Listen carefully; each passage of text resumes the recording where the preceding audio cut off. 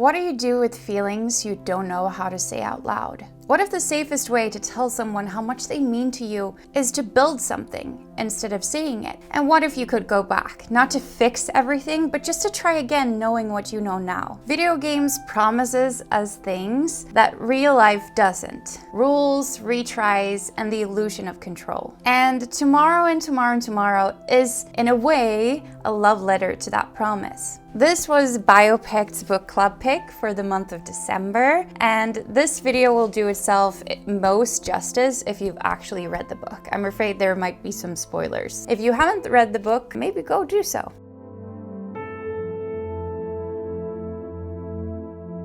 Tomorrow and Tomorrow and Tomorrow follows two childhood friends. We have Sam and we have Sadie, whose lives repeatedly intersect over decades as they create video games together. The novel moves between their shared past, their creative partnership, and the long-term consequences of the choices they make, both personally and professionally. Rather than unfolding in a straight line, the story loops through time, shifting perspectives and revisiting key moments from different angles, much like a game that keeps returning you to familiar terrain. On the surface, it's a story about friendship and game development, but structurally and emotionally, it's interested in how people grow alongside each other, and sometimes apart, while carrying unresolved pain, ambition, and love. Tomorrow and Tomorrow and Tomorrow is one of those books that refuses to settle into a single interpretation. Depending on when you've read it or which part of it you're thinking about, it can feel like a story about friendship, about ambition, about grief, about creativity, about trauma, and about time. It's structurally layered, emotionally uneven, and sometimes deliberately frustrating. In a way, it mirrors the very thing it's trying to capture, how life doesn't organize itself neatly around themes. Any attempt to talk about this book, I feel, means choosing an angle, because we wouldn't be able to cover them all. Not because all these other themes aren't there, but because they're all there at once and it would be too overwhelming. Tomorrow and Tomorrow and Tomorrow is one of those books that I loved while reading, but I struggled to fully grasp it. And I wondered at the end, was this book for me? I'm not quite sure still. This book explores so many different things. That's why I also think this was such an interesting pick for book club. There are dozens of angles that you could take and could be talking about when it comes to this novel, and I would love to hear all of your thoughts in the comments below. Today, I have picked out two different themes from this book that I would like to talk about, and those are games as a form of connection and the fantasy of replay, because I think these two ideas sit at the emotional core of this story, the things games offer that life frustratingly does not.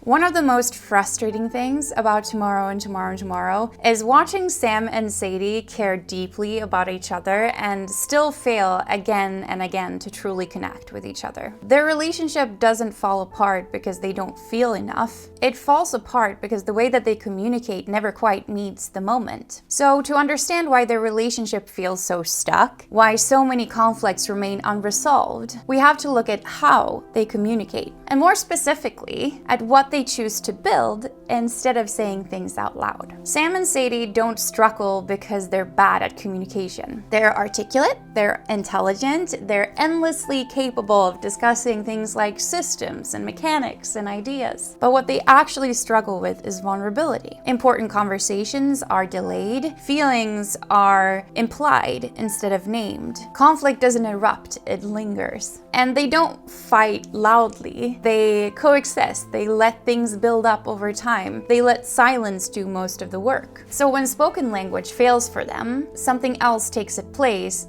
and that's games. And I think one of the clearest examples of this is Ichigo. When people talk about Ichigo, many read the character as a reflection of Sam, a wounded, isolated hero that's navigating an unfair world. But Sadie sort of refuses this interpretation. She insists that Ichigo is also her anger, her grief, her sense of feeling unseen. I think what's important here is that both of them are right. The game becomes a shared emotional space, not a confession in one direction. direction, but a mirror that holds both of them at once. Instead of saying this is how I feel, they embed themselves into a world that they've built together and hope that the other person recognizes it. And that instinct doesn't really start in adulthood. As children, Sam doesn't write Sadie letters about how much she means to him. He gives her little games, little mazes. Even then, he's communicating to her through a system, through puzzles that require time and patience and attention to move through. The message is never spoken, but it's consistent. I built something for you, I want you to engage with it. And that pattern follows them into adulthood. After the major rupture in the relationship, I think there are a couple of different ones, but the moment that I think emotionally fractures the novel towards the end of the book, Sam doesn't come knocking on Sadie's door. He drives past her house every single day, unable to make himself cross that final threshold. Of course, she had told him to stay away, but he was there every day checking in. And what does he do? He designs an entire game for her. A game meant to carry all the things that he cannot say.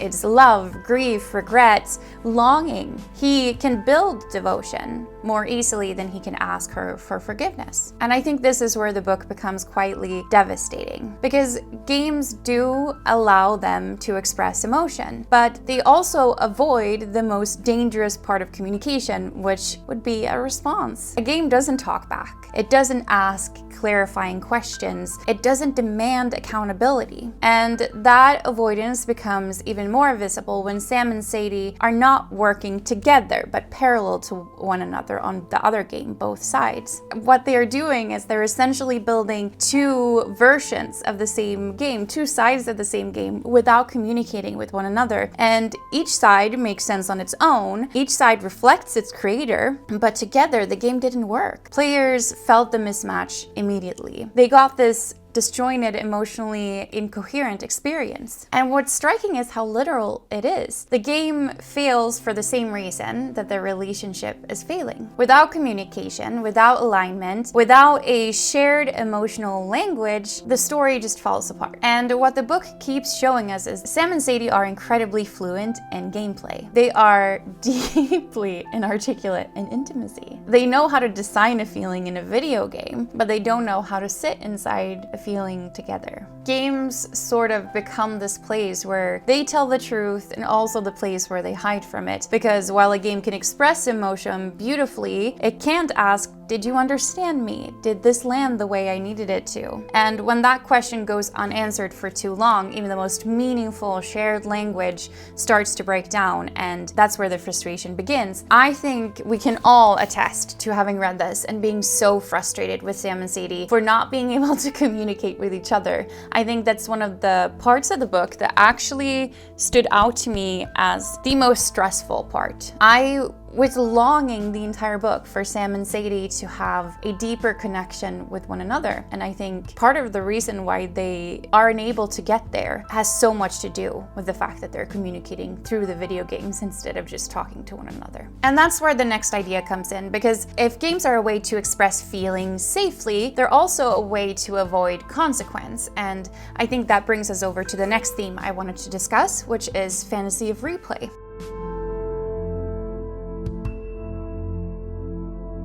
I think one of the most interesting things about Tomorrow and Tomorrow and Tomorrow, we find a clue to that in the book's title. The line comes from Macbeth, where tomorrow and tomorrow and tomorrow is this sort of meditation on emptiness and futility, like life is dragged on, stripped of meaning. But in the novel, the character Marx, the most beloved character, I think it's my favorite character throughout the book, interprets this much differently. For him, tomorrow is optimistic. Tomorrow means you get another chance, you get another try, another iteration. And that reinterpretation matters because it aligns perfectly with how games work and with how these characters choose to live. Because in games, tomorrow always comes. Failure isn't final. You can restart the level, reload the save, and approach the same moment again, but with better information. You can perfect the game. And that's mentioned in the book several times. That promise is very comforting, especially in times when life feels overwhelming, when there's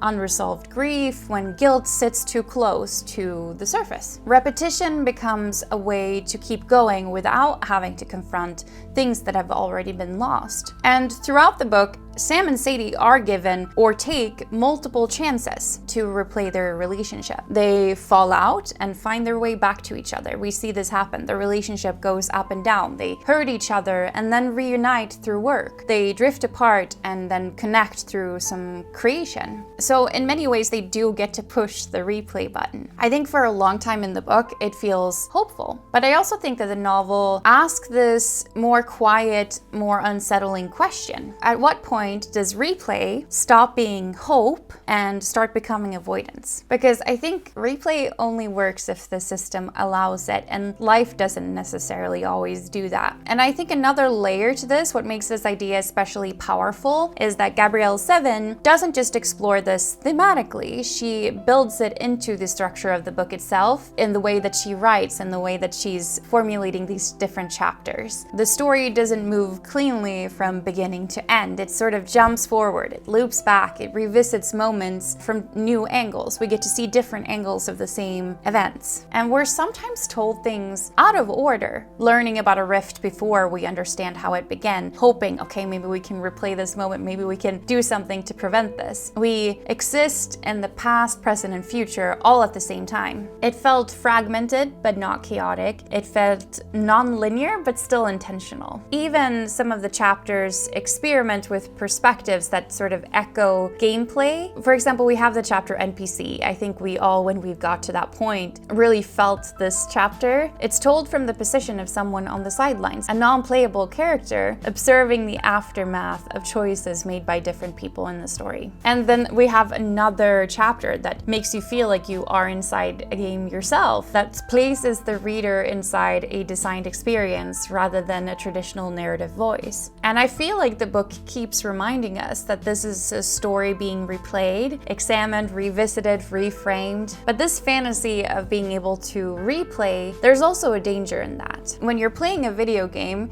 replaying leads to mastery. But in life, replaying the same emotional patterns without changing them doesn't lead you forward, it actually keeps you circling. It creates avoidance. The characters for most of this book, Sam and Sadie, they often ask as if there will be another tomorrow, another chance to explain things, another version of the conversation where the timing is right. But then the novel does something to slowly reveal the cost of that belief. Because while they're waiting for the perfect restart, while they're waiting for tomorrow, there's always tomorrow, time is still moving and people are still being hurt and some losses become permanent. And eventually tomorrow doesn't come again. I think that's the tension in the heart of the book, not whether hope exists, but whether relying on replay delays the moments that actually require courage. In that sense, I feel like Tomorrow and Tomorrow and Tomorrow isn't saying that optimism is wrong. It's saying that optimism without action can be dangerous. That believing you'll always get another try can keep you from taking the ones that matters. Sam and Sadie get more chances than most people do. They are allowed to replay their friendship. But even then, the book shows that not everything can be reset. You lose things along the way, and some things can only be carried forward. I think that that's where the story ultimately leaves us, not with failure, but with consequence.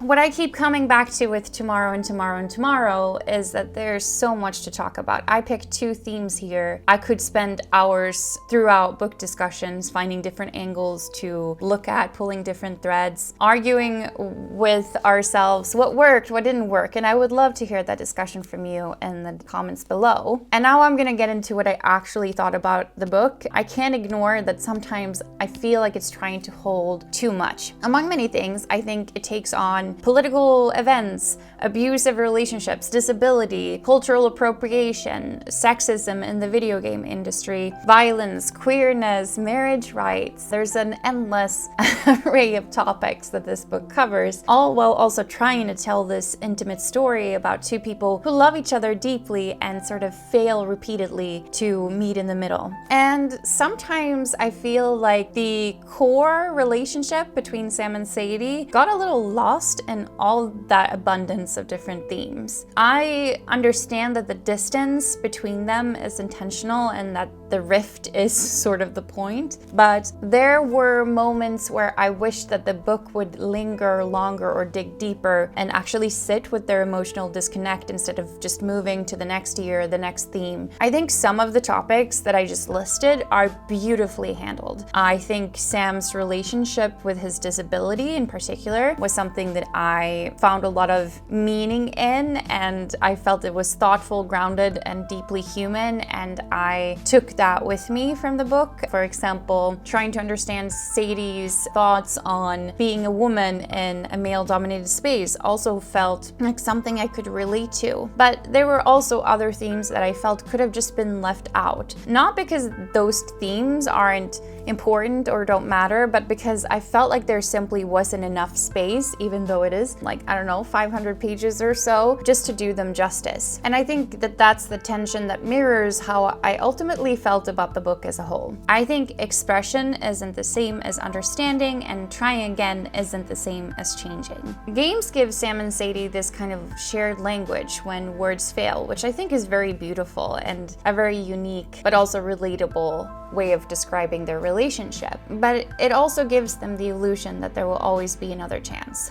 And this book hurts in the end, because eventually neither is enough. Not the language, not the replay. At some point you have to go over there and you have to knock on the door, and at some point tomorrow doesn't come again. I'll also say this openly, I don't play video games, and I do wonder if this book might land differently or more deeply. If you do, I'm sure that you would get some of these video game references. I had actually never even heard of the Oregon Trail, which I must have been living under a rock, because when I looked around, everyone was talking about this as something like major nostalgic. I think because as much as this novel is about friendship and creativity and all those other themes that I listed, it really is a love letter to video games, to their logic, their structure, their emotional promise, and maybe loving that world makes the book a more cohesive or more resonant, or you find little details in here that I wouldn't necessarily be able to spot. For me, it was a book that I admired, I wrestled with it, and sometimes I felt really frustrated by it, but I'm genuinely glad that I read it. I think not because it gave me answers, but because it made me sit with the discomfort of unresolved ones. Maybe that was the point. Some stories don't have to end cleanly, some relationships won't resolve, and some feelings can be expressed but never fully received by the other person. And like a game you can't quite finish,